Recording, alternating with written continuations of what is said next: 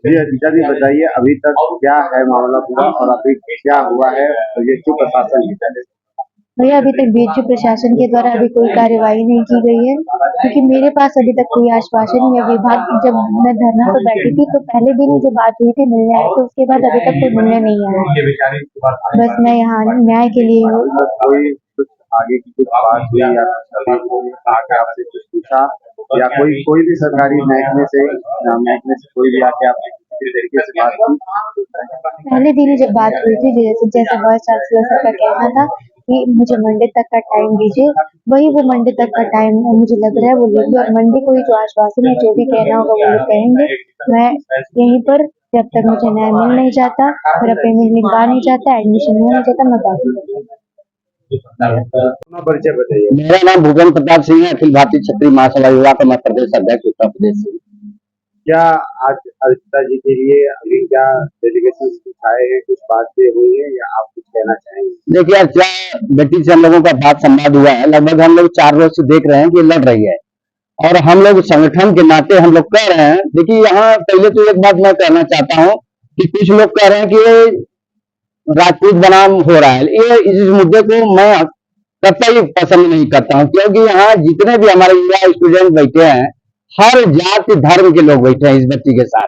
ठीक है, मैं संगठन चलाता हूँ, मेरा कर्तव्य है अपने समाज की बात रखना, लेकिन क्षत्रिय समाज सबके लिए लड़ता है, ऐसा तो नहीं है कि सिर्फ अपने लिए लड़ता है।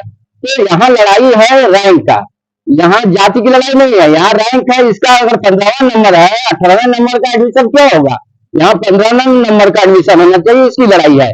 और इस बच्ची ने जिस दिलेरी के साथ, यहाँ मजबूती के साथ, ये आईना एक तरह से सबको दिखा रहा है कि आज के दौर में जो यहाँ पे चल रहा है कि बेटी पढ़ाओ बेटी बचाओ का अभियान चल रहा है, उसमें ये आईना दिखा रही है कि सच्चाई के लिए लड़ना चाहिए, और सच्चाई के लड़ने के लिए धन दौलत और बंदूक गाड़ियां की व्यवस्था नहीं चाहिए, इसके लिए करेजा चाहिए। इस लड़की को मैं बधाई देना चाहता हूँ कि आपने यहाँ पूरे समाज के साथ साथ अदर समाज के बच्चियों को तथा आने वाली पीढ़ियों को आपने आईना दिखाने का काम किया। इस सच्चाई के लिए हम किसी से लड़ सकते हैं, अपना हक अधिकार पाने के लिए किसी से लड़ सकते हैं। और आपके माध्यम से हमारे भाई अभी ने कहा कि हम लोग लड़ाई अभी शुरुआत है, इस बच्ची के साथ दूर दूर से लोग आ रहे हैं। देखिए अभी एक बलिया से लड़का अभी फोन कर रहा है, ब्राह्मण समाज का भी आ रहा है, वो बेचारा कई समाज के लोग, एक हमारे मुस्लिम भाई यहाँ आया है। तो ये लोग हम लोग अभी तो लड़ाई छेड़े हैं और क्षत्रिय समाज यहाँ दिखाएगा कि सभी जात के लिए लड़ता है। अगर क्षत्रिय अपने पे बात आ जाए तो आगरा में हम लोग आंदोलन किसके लिए किए थे, क्या राणा सांगा सिर्फ अपने लिए लड़ते, इस देश के लिए लड़ते। तो आगरा में अगर हम लोग जुड़ सकते हैं, तो अगर इस बच्ची को न्याय नहीं मिलता है जैसा हमारे अनिल ने बोला, तो सचमुच 3 दिन बाद ये आगरा दूसरा बनने की तैयारी में है। इस बात को समझिए।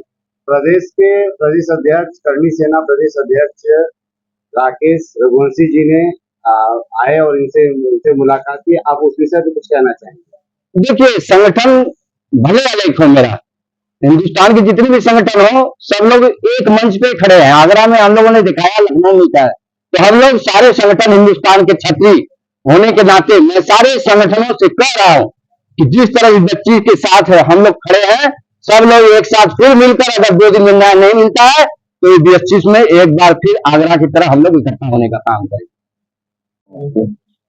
न्याय की इस लड़ाई का चौथा दिन है आज, अर्चिता सिंह के साथ हैं आप?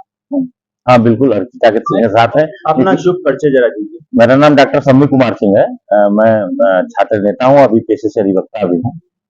और हम लोग अर्चिता सिंह के साथ इसलिए खड़े कि अर्चिता सिंह सत्य के साथ खड़ी है।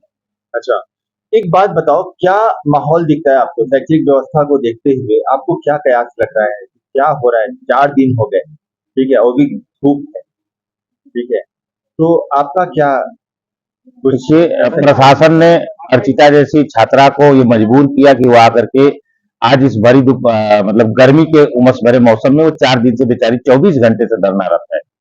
उसका जो विषय है वो बिल्कुल वो जो सवाल है उसका सार्थक सवाल है, उसकी प्रक्रिया पूरी हो चुकी थी लगभग और विश्वविद्यालय की व्यवस्था के अंतर्गत पूरी हुई थी और अंतिम समय बस फीस जमा करना था। तब तक हिंदी विभाग के विभागाध्यक्ष के मति में पता नहीं कौन सा भ्रम पैदा हुआ या कहीं से दबाव आया, वो किसी न किसी के दबाव में आकर के इसकी प्रवेश प्रक्रिया को, अर्चिता को प्रवेश प्रक्रिया रोक दिया और जो बिल्कुल गैर वाजिब, अवैधानिक और विश्वविद्यालय की जो नियमावली है उससे सीधे सीधे विपरीत है।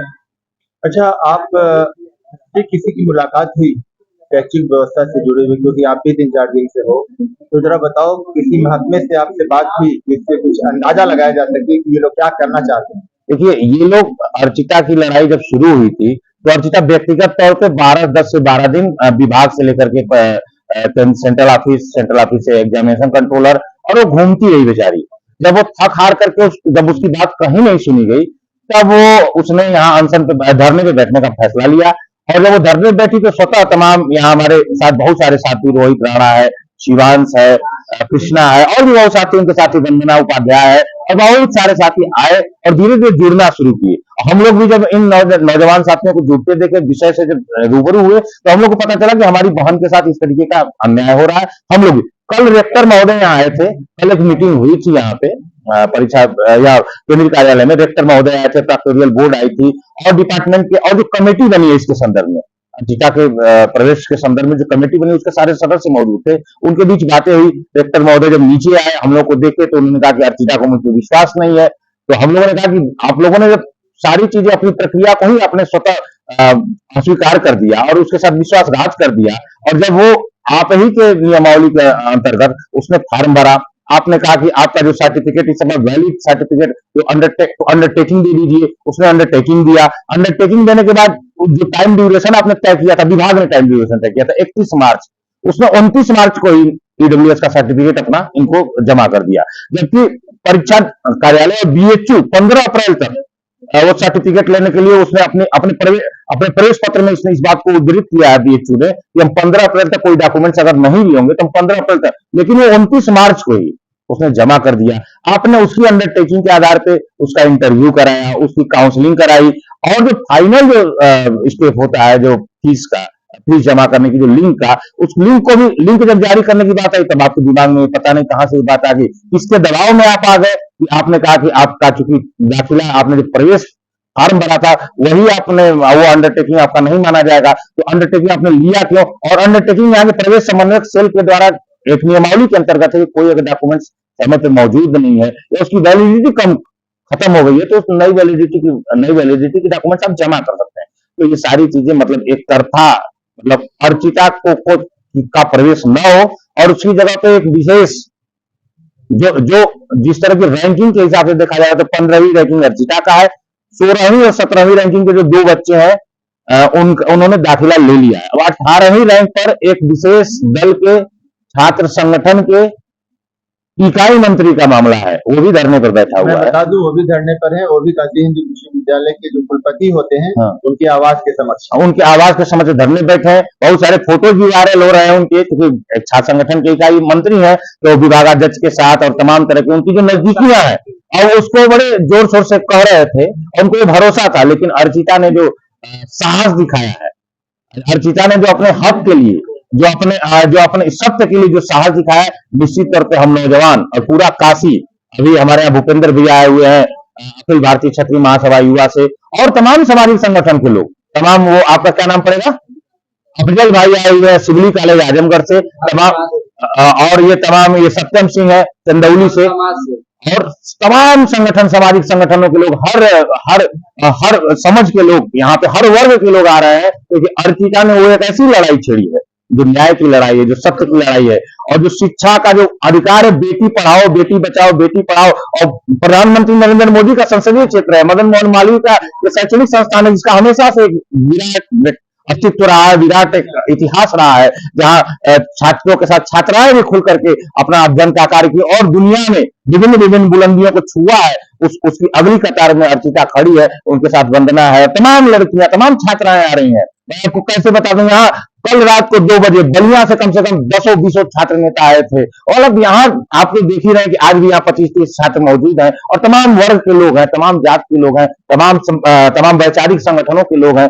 तमाम कक्षाओं के लोग हैं। तो अर्चिता की लड़ाई सत्य की लड़ाई है, अर्चिता की लड़ाई न्याय की लड़ाई है, अर्चिता की लड़ाई विश्वविद्यालय को आईना दिखाने की लड़ाई है कि जो नियमावली अर्चिता के लिए बनाई और जो पूरे प्रवेश सेल ने बनाई उस पर अर्चिता खड़ी हुई है। और अब विश्वविद्यालय की, और संजय सर ने कहा कल कि हम इसको आशीर्वाद दे देंगे, बस कमेटी की रिपोर्ट है वो आ जाने दीजिए। अभी ये उठ गया, हम लोगों ने कहा जब तक इसका लिंक नहीं जनरेट होगा फीस लिंक, तब तक अर्चिता नहीं उठेगी। और अभी तो हमारी संख्या शुरू हुई है, ये पूरा विश्वविद्यालय प्रशासन जैसे जैसे संख्या बढ़ती जाएगी संभालना मुश्किल हो जाएगा। अब विश्वविद्यालय की जो गरिमा है उसको छीछालेबर करने का काम जो रेक्टर महोदय कर रहे हैं, जो विभागाध्यक्ष महोदय कर रहे हैं, तो विश्वविद्यालय की गरिमा को जो ठेस पहुंचाने का, विश्वविद्यालय के सम्मान को जो ठेस पहुंचाने का, मालवीय के सपनों को जो ठेस पहुंचाने का एक काम कर रहे हैं, निश्चित तौर पे पूरा बनारस, पूरा पूर्वांचल, पूरा उत्तर प्रदेश, पूरा देश इसको आप लोगों के माध्यम से, मीडिया के बंधु तमाम लोग, आप लोग जो हमको जगह दे रहे हैं, हमारी बातों को, अर्चिता को जगह दे रहे हैं, उनके साथ समर्थन कर रहे हैं, हम उनका साधुवाद करते हैं। और ये लड़ाई तब तक जारी रहेगी जब तक फीस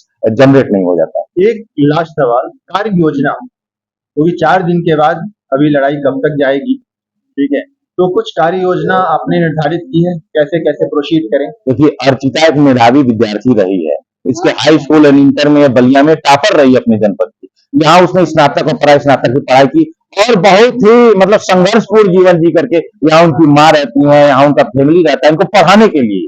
तो अर्चिता एक मेधावी विद्यार्थी है, पढ़ने के प्रति लगनशील है। और वो जो संविधान में जो मौलिक अधिकार दिए गए हैं संविधान में, उसके आधार पे जब आपकी बातें नहीं मानी जाती है तो लोकतांत्रिक तरीके से आप धरना दे सकते हैं। तो अर्चिता ने वो लड़ाई शुरू कर दी है। अब जैसे जैसे हमारी चीजें, हम अभिव्यक्ति की आजादी के सवाल पे, हम अपने लोकतांत्रिक तरीके से धरने के सवाल पे, वो अर्चिता के साथ सारे लोग खड़े हैं। हम सोमवार के दिन, कल क्योंकि आज अवकाश का दिवस था, कार्य दिवस आज छुट्टी थी, कार्य दिवस आज नहीं था, हम कल शाम तक देखेंगे। अगर विश्वविद्यालय प्रशासन, रेक्टर महोदय और जो समिति का कोई रिपोर्ट नहीं आता, हमसे कोई सक्षम प्राधिकारी बात नहीं करता, तो मंगलवार को इस विश्वविद्यालय के लिए मुश्किल का दिन शुरू होने वाला है। ये मैं दावे के साथ कह सकता हूँ। बहुत बहुत बधाई और ऑल द बेस्ट।